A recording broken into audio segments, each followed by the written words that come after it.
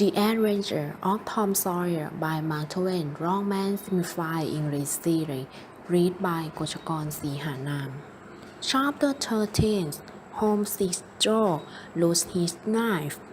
After dinner, all the gang sets out to hunt for turtles' eggs on the sandbar. They put sticks into the sand, and when they found a source, place their rings down on their knees a drop with their hands. Sometimes they took 50 or 60 eggs out of one hole. They had a grand fried eggs feed the night, and another on Friday's morning. After breakfast, they danced out on to the bars and said it until Ralph and then continued their game out against the street current, with the rest they raised from under them from time to time and greatly increased the fun. Now and then they stood in the group and to water in each other's face with their palms gradually approaching each other with faith towards allies and finally sitting each other and strongly until their arms went under in confusion and kept up boring, laughing, and scraping for beds at one and the same time. When they were exhausted, they would stretch out on the hot grasses and cover themselves up with it, and after a time dash for the water again and do the same once more.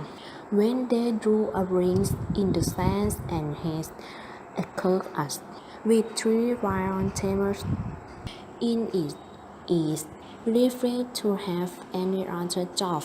Then they got their marble and paid areas and another swift and a long race.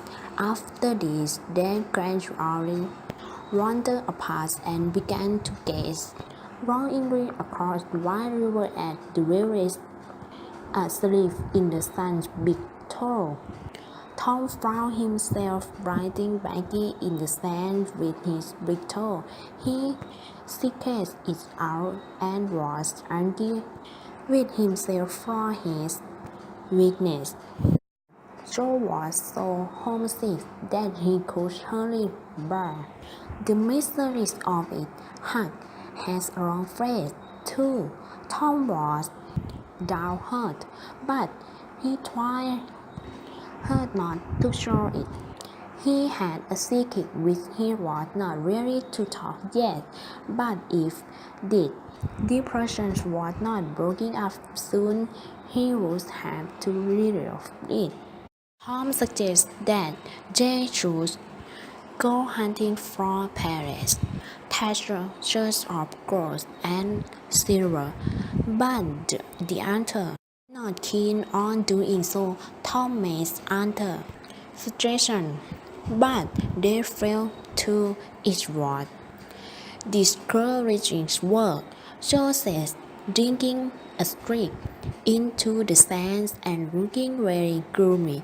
Oh, boys, rest, give it up, said Joe. Finally, I want to go home. It's so lonely. Oh, no, Joe, you will feel better soon. Just think of the finish here, and there isn't another swimming place anywhere better than this. Swimming no good. I don't seem to care for it. Somehow, when there isn't anybody to say that I mustn't swim, I want to go home. We will rest. You cries when we go home to this mother. Won't be Hunt, protein. Does it want to see its mother? And so is Sheriff. You raise it here, don't you, Huck? We will stay, won't we? Huck says, yes, without any hurt in it.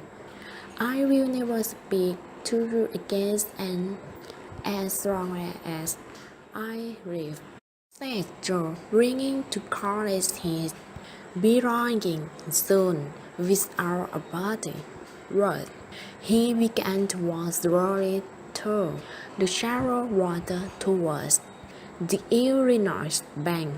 Tom's heart began to sink. He glanced at Huck. Huck docked his eye. I want to go too, Tom, says he.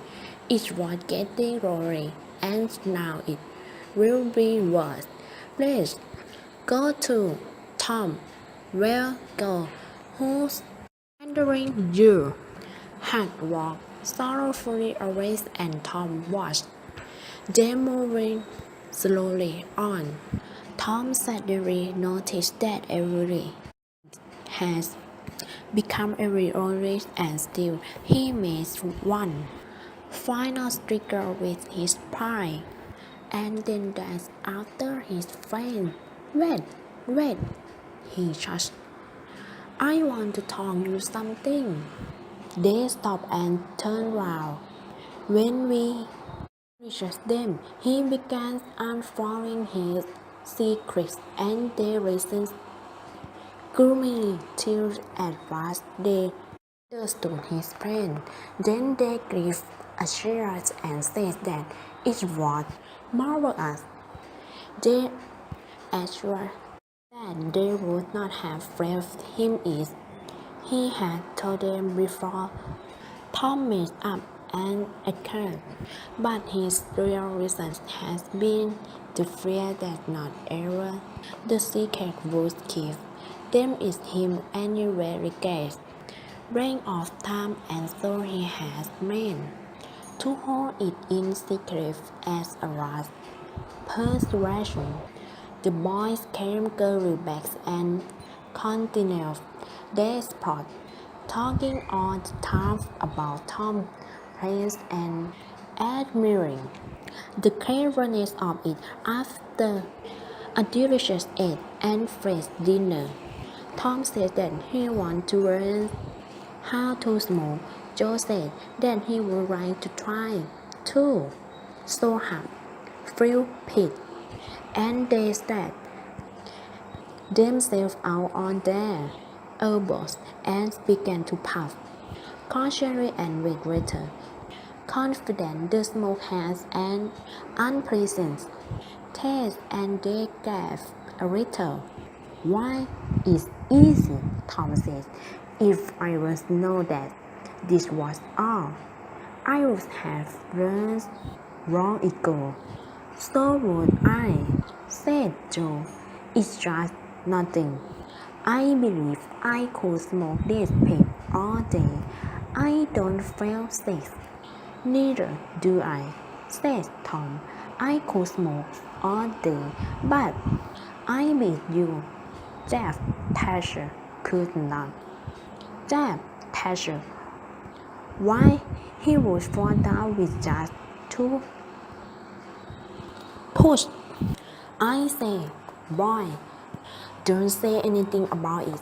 And sometime when the boys are allowed, I will come up to you and say, Joe, have you got a pig? I want a smoke. And you will say, in a careless way, as if it was nothing. You will say, yes, I have got my own pig and another one, but my tobacco is done very good. And I will say, oh, that's all right, if it's strong enough. And then you will take out and pick, and we will write them what if it was nothing, how they will stray. That will be grand, Tom. I will eat what now. So the talk ran on, but presently it began to death. Unwritten, the silence white spitting marvel array shakes. Both the boys were looking very pale and miserable now. Joe paced off from his finger. Tom's follow. I have lost my nail, said Joe friendly. I think I would better go and find it. Tom rose unsteadily and said with turbulent lips, I will help you. You go over that way and I will shut by the spring. No, you needn't come, Huck. We can't find it. So Huck sat down again and waited an hour. Then he found it lonely and went to find his companion. They were wide apart in the wood, both very poor, both fast asleep, but something informed him that if they had any trouble, they had got rid of it. They were not very talkative and sober. That night they had a humble group. Then Huck prepared his trip after the meal and was going to purpose that. They told him not to. They were not feeling very well. Something they ate and didn't have upset them.